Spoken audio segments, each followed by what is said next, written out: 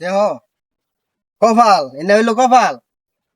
কত দিন আগে এত কালমা ময়না দিয়ে আমি ক্ষেতের বাতর সাইডে রাখলাম, ক্ষেতের মধ্যে পানি দিছিলাম, হ্যাঁ খেয়া থু খাই আমার টন টন হয়ে গেছে গা।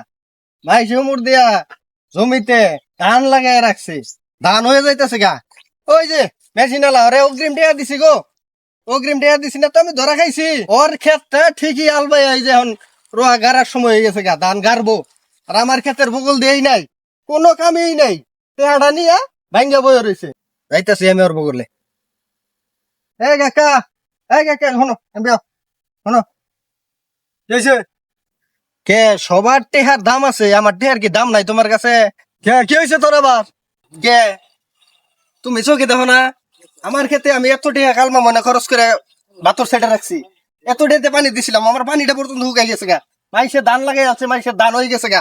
তোমার নিজের ক্ষেতে পানি দিয়ে এটা তুমি হাল চাষ করে রোয়া গাড়ার সময় হয়ে গেছে গা, ধান লাগানোর সময় হয়ে গেছে গা। কে আমার ক্ষেতে হাল বাওয়ার টাকা দিছিলাম না আমি? তুমি আমার টেহা দেয়া হাল বাও নাই কে, খরচ করে খাইছো কে? কে দিছে তাই কি হয়েছে? তোর ডাল বাই নাই, তোর ডাল বাই দেব না? আমি সময় পাই না দিকে আলবা হয় নাই। তোর সমস্যা কি? ও বড় বড় কথা কস না? চতুর্দিকে মাইসে ধান লাগাই আলাইছে, এখন তুমি আমার ক্ষেতটা যে বাদ ফালাইছো, এখন কিন্তু মেশিন নামাবো কিন্তু তুমি। আমার মেশিন দিয়ে আমি তার ডাল বাইলাম না বাইলাম হেটা তোর দেখার বিষয় কি?